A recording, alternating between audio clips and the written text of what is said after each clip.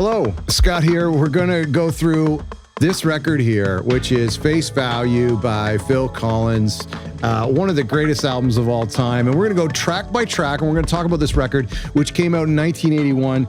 And gosh, it's a great record. Although, what I will say is one of the critiques I have of this record, it's not a critique, it's just an observation. It's something that sometimes pulls me out of the record, is it has this mixtape feel. But I was reading recently, and this kind of warms me up a bit more to this feeling, is that was intentional by Phil. And so it starts off with In the Air Tonight, which of course is a massive song. In the Air Tonight can't be put in a box. It's not pop. It wasn't really rock. It was, who knows what was going on with that. But there's the Motown influence. There's the Beatles influence. There's ballads on this record. There's all sorts of things happening on this record. And then there's that kind of the country tune on the record. And so there's all of these like hodgepodge of genres, which was totally intentional for Phil, because this was just a solo mixtape. It was just things that kind of showing what inspired him, you know, the Beatles from when he was a kid, and Motown music, and some of the new stuff like Brian Eno that he was discovering. And so that always, for me as a listener, I think that's what sometimes pulls me out of it. In contrast to like No Jacket Required, where Sussudio sounds the same, the whole record from Sussudio Take Me Home, it just has that same feel, production style and everything.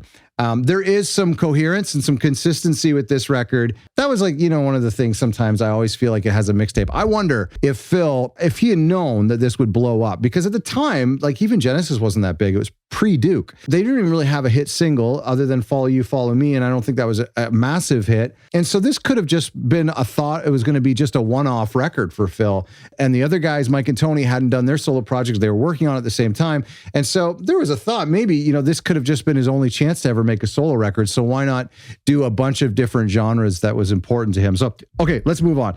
In the Air Tonight. I mean, this is a great record, by the way. Oh my gosh. I have the 2016 version. I have the cassette right here. Oh man, what a beautiful, and it obviously set the tone too. You know, he did Face Value, put his face on the cover, and then he kept doing that for ever, really. I mean, aside from Dance Into the Light. Okay, so let's talk about In the Air Tonight, because In the Air Tonight is really interesting. What happened was when this record was being made, Phil in, I think it was 1978, moved off to Vancouver to try to save his marriage and to stay with his kids. And the band took a break. And so the band had just released, Genesis had just released, and then there were three. They had a little bit of success with the last song, which is Follow You, Follow Me, which is actually bigger today than it was, I think, back then, or the success it had back then. Today, it's played all the time in grocery stores, and I love that song. In grocery stores and pharmacies, I absolutely love that song. So they had a little bit of success. So they probably had a little bit of time, a little bit of money to just take some time off. So the other guys were working on their solo projects. Phil had a studio at home. He goes to Vancouver in 1978, comes back in 1979. His marriage is lost, and he's got this big house, and he now has some recording gear. They got some free drum machines. Mike Rutherford got them when he was in Japan on their last tour, and so he's got a Prophet synthesizer. He's got an 8-track machine, and he starts to work on his solo project. So when the band gets back together in I think maybe 79 or so to work on Duke, they are presenting some of their songs. So there's just 3 of them now. And I think, this is my theory. So Phil plays them all of his demos. And they pick Please Don't Ask, and then they pick Misunderstanding. Phil says that he played them In the Air Tonight. Tony says that he didn't play the band In the Air Tonight, that they never got to hear that demo. Because Tony says if he did hear that demo, he would have wanted it for Genesis, which would make sense because it was kind of a weird tune. It's almost like Mama in a way, where it made for a really dark and weird single. To me, it actually would have been an interesting Genesis song. I don't think it would have fit on Duke, to be honest, but it would have been interesting. So Tony says that Phil never played it. Phil says he did play it, and Mike says he can't recall. To me, that really, all of their reports are completely useless because Mike doesn't confirm either way, and Tony and Phil contradict each other. So we'll never know. The thing is, though, is that it's very easy to hear most of the Face Value demos. You can download them somewhere else on a website. There's demos of almost all of the songs, except I think for I'm Not Moving and Thunder and Lightning. It makes sense to me that he would have played all the songs. And if you listen to, here's why I think Phil did play the demo. If you listen to the In the Air Tonight, the demo, It doesn't have that big drum solo. So it just doesn't feel the same, really. It's kind of like it's in mono. It's just not really that exciting. I could see why you would pass on it. It's kind of like the same 3 chords over and over, and it's just really not that impressive. From the demo standpoint, the song is incredible. Hugh Padgham did something way bigger with the drums and with the finished project. And one of the reasons why I think they could pass it over is they just had this radio success with Follow You, Follow Me. And that was a really big deal. And I'm guessing that they were looking for some more pop stuff. And that's why they picked Misunderstanding and Please Don't Ask, because they're love songs and they were kind of poppy-ish. I mean, in a way, I think Please Don't Ask does pretty well on Duke. I think I would have preferred it. We'll get there. I think I would have preferred it at the end of this record.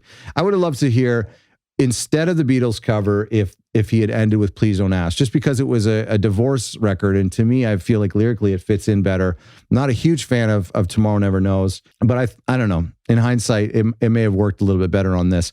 Let's move on. So that In the Air Tonight, I mean, it's iconic. It's only getting bigger and bigger as the years go on, as people discover it. It's a great track. And what I love about In the Air Tonight is that it stands up. Like, it's still, you listen to it now and we are 40 years later and it's still a great track. It still stands up really well. This Must Be Love, I think that's track 2. This Must Be Love, I think, is honestly one of Phil's best underrated B-sides. I mean, it's not a B-side, but it's an album cut. You know, it wasn't a single. Has Alphonso Johnson on bass. It's a bass song. It's just such a, it's what Phil does best, which is mid-tempo. And I love all of Phil's mid-tempo songs. Do You Remember, Every Day, all of these tunes that are just like, they're not ballads, but they're not super upbeat tracks like Sussudio. And Take Me Home is in a way is kind of mid-tempo. Misunderstanding, I Missed Again was sort of mid-tempo. I think that's where he really grooved really well. And This Must Be Love is one of the best songs that Phil's ever done. And I just don't think it gets enough praise. Behind the Lines is really interesting too. So this story is that I think it was Mike Rutherford from Genesis who wrote Behind the Lines. When they were working on Duke, and I believe they were working on Duke and Face Value around the same time, they were rewinding, or they were playing back the tape in the studio when everything was recorded to tape, pre-Pro Tools, obviously. And Phil heard Behind the Lines, but it was played back at a higher speed. They were just kind of queuing ahead to something. And this gave him the idea to do an up-tempo version. I bet you he probably pitched it right then and there, but the version of Behind the Lines that leads into Dutchess on Duke is phenomenal. So we don't want to touch that. I love that there's these 2 versions. Behind the Lines with horns is so amazing. I mean, it's got to be, it's one of my favorite Genesis songs, and it's easily one of my favorite Phil Collins songs. It kind of sparks a little bit of what would be done later on in But Seriously with Heat on the Street and Hanging Long Enough and Something Happened on the Way to Heaven. But Behind the Lines on this record is so great. So great. The Roof is Leaking is like my least favorite song on this record. And it's probably one of my least favorite songs from Phil Collins. And though, as I become a little bit more sympathetic to the idea of Phil wanting to try all these different styles, and I mean, he was probably into American music, Americana. We know that he had a thing for the Alamo, so maybe he was into the Sun Records releases at the time. Maybe he wanted to do something on banjo.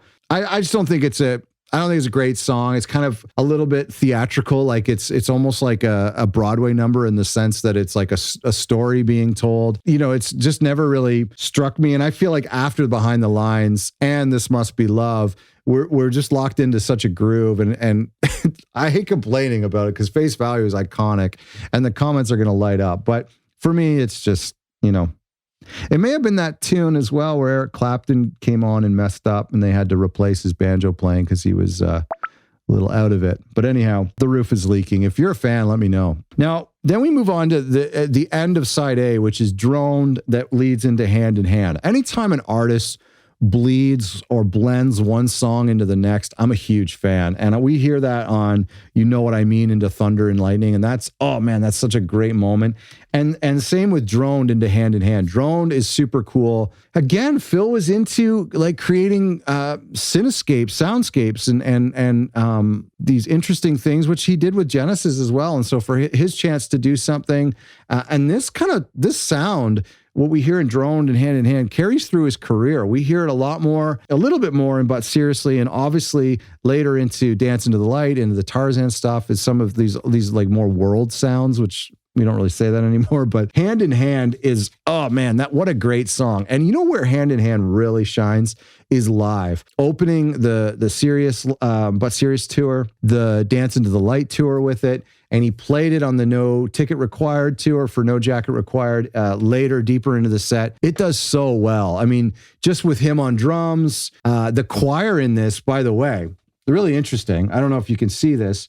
There's a picture of kids, but from various churches or a church in LA, the kids sang on it. And I remember I was reading the credits today and I saw the kids and I was like, yeah, there is a kids choir. Where is that? And it's Hand in Hand, and it's done so well. Hand in Hand is a really, really good song. And I'm always a fan of the instrumental. I don't think he did an instrumental after But Serious, right? Because But Serious has Saturday Night, Sunday Morning, although not on the original vinyl release. But I think after that, and he didn't do one on No Jacket Required either. Occasionally he would do it. When he did it, I loved the instrumentals. I thought they were great, very much like the Genesis instrumentals. I Missed Again. We're starting on side B. That's a great tune. I prefer it. When I was a kid, I got it mixed up with Misunderstanding, which is totally fair because it was recorded or written from the same session, from the same year, same songwriter and everything. So I always got it mixed up, but I like I Missed Again way more than Misunderstanding. Misunderstanding is good, but I Missed Again is great. Now, why would Genesis have passed on I Missed Again for Misunderstanding? Well, the demo for I Missed Again, you can listen to it on Spotify on the B-Sides record, I think. The demo of I Missed Again is pretty rough. It's like he's just kind of improvising lyrics and most of it's just kind of mumble tracks. It's not, I don't know, it just wasn't there. It didn't have the horns, didn't have the same drum beat. It was just the CR78. So I Missed Again on this record is phenomenal. You Know What I Mean is great. I didn't get to see Phil on the 2016 solo tour, but I heard that he did a piano version with his son, Nick. His son, Nick, played piano and he sang You Know What I Mean. You Know What I Mean is fantastic. And it's not a ballad. It could be a ballad, but it's super short. And it's this kind of like a segue song into Thunder and Lightning. But man, that's such a strong tune. Again, this record is, here's what I love about Face Value. This record is packed with underrated Phil Collins songs. I think I'm Not Moving, Thunder and Lightning, You Know What I Mean, This Must Be Love, Hand in Hand, Behind the Lines in a Way. These are underrated tracks. I mean, they've never been put on a compilation. They're barely mentioned ever, and very few of them are played live. But I think this record is packed with his best album tracks. On other albums, there's some like B-sides, what I call B-sides, like album tracks that have a little bit more of that 90s filler feel that just weren't exactly the best material, but everything on Face Value is so good. Even though sonically it's a little bit more diverse, it doesn't have that cohesive sound that we hear on both sides or on No Jacket Required, but the deep tracks are so good. Thunder and Lightning, I know I've said like most of these tracks are my favorite. Thunder and Lightning is such a good track. I mean, it's so good. I wonder where that came. That must have come out of the studio because I don't think there's a demo floating around of Thunder and Lightning. I haven't heard it. I'm Not Moving, also really good, totally underrated. Just that track, ironically, has so much movement to it. A great drum beat. And it's actually not Alfonso on the bass on that track, which is surprising because it's got such a groove to it. And then the penultimate track is If Leaving Me Is Easy, which is a beautiful song. And they talk about it on the Classic Albums documentary a little bit. Just that like sudden orchestra hit is so beautiful. Even though this song is getting a little bit ballady for my liking, it probably is his best ballad. I mean, if you're a big fan of Against All Odds, my apologies, but I would take this over One More Night. I'd take this over Separate Lives any day. My goodness. But If Leaving Me Is Easy is lyrically too. It's a beautiful track. And then the final song is Tomorrow Never Knows, which is a Beatles cover. It's covered very similar to the actual track, which he did on the next album. With You Can't Hurry Love. Later on, he would change his covers up a little bit, like with the Bob Dylan cover and Can't Stop Loving You. But this is pretty close to how it's done. I'm not a huge fan of it. I'll tell you why, because I'm not a Beatles fan. Like I'm not of the age, I'm of the age, I grew up with Phil Collins. I didn't grow up with the Beatles. Whereas Phil grew up with the Beatles. He was in A Hard Day's Night. He kind of like was from the same area and the same country, and he kicked around with some of the same people, and he would work with some of them later on. And so, I feel like there's probably a little bit of homage for him to say, if this is my album to show the influences of my life, he's going to do a Beatles track. That makes total sense. For me, I would have preferred, I don't know, Please Don't Ask, I think would have closed it off a little bit better. Again, if I'm upsetting people who love Tomorrow Never Knows on this record, I apologize. It is what it is. There is a bonus song, Somewhere Over the Rainbow, and I haven't listened to it on this cassette, but it's on this record. Let's see if you can you see it there? The last song on side B, and there's a demo of it which is so beautiful. I mean, it is haunting. That's the song I want played at my funeral. If you're watching this and you're planning my funeral, play that song, Somewhere Over the Rainbow. It is haunting. I don't know, I should have listened to this, but I don't know if the version on the cassette is the demo version or if they re-recorded a new version. I don't know. Anyway, Face Value, fantastic record. I mean, come on, everybody knows that. We'll go through more records in the future, but what a great one to start with. Thanks for watching. Oh, hey, what's your favorite track? And where does Face Value rank on all of Phil's records? Is it his best solo record? A lot of people think so. But what's your favorite track on Face Value? Thanks for watching and subscribe.